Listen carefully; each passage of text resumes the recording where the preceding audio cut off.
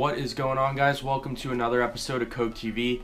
Today we're going to be taking a look at the topwater frog and 3 modifications that you can make to it to help you catch more fish. Starting out, when you get your frog, the first thing you want to do, if you didn't know this, but most of you probably do, is trim the skirt. Now, so when you first get it out of the package, the skirt's ridiculously long, and typically I'm going to cut it to the length of the frog's whole body. You get my scissors, make sure you get all the strands, pull it up. You want to cut the leg right about at the top of the frog. So you want to hold that, mark it, and then you're going to want to cut it.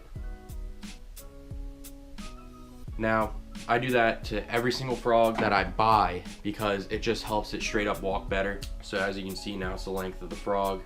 I get all the strands there. But so now you're gonna see that I have to do the other side. If you want your frog to walk a little bit better, you can trim the skirt, you know, not to the size of the frog, maybe like leave a little bit of length on there. When you make that side a little bit longer, when you're really walking the dog and you want to slow it down on top of the mats, that's going to help it walk a lot better than it would be if they were both equal length. The second tip is going to be bend the hooks.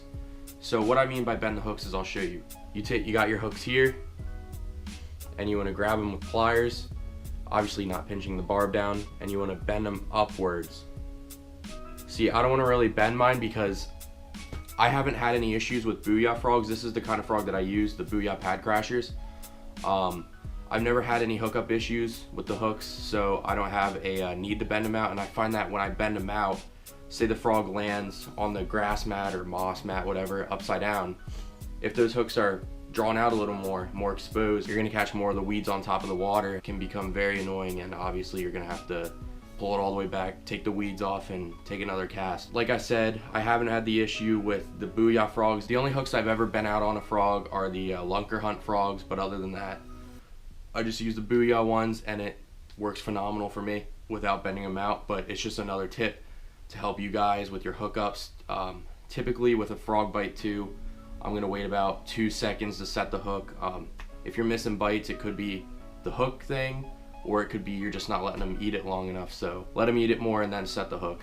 And then the final thing is, if you've got a used frog, or for whatever reason your frog is just leaking, and leaking I mean filling up with water and sinking below the surface a bit, and you can't ever walk it right then. The whole thing with that is you're gonna get water through up at the tie off at the bait up here, and you're also gonna get water here.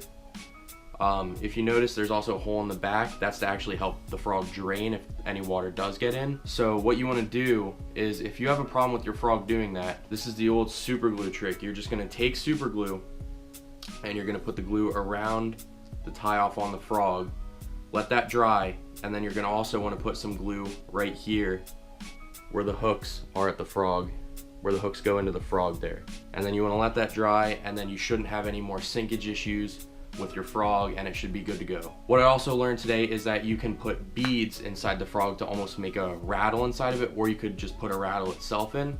That added sound could possibly just help draw those fish up and have them take a bite at your frog.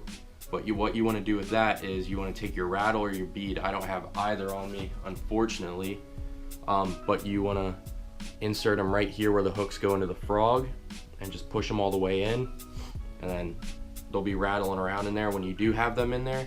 So whenever you're walking the dog, they're gonna be hitting the sides of the hollow body, and you'll definitely be able to hear it. If you guys want, try some of these tricks out. Let me know how they help you. I hope you enjoyed the video. I'll see you guys later. Peace.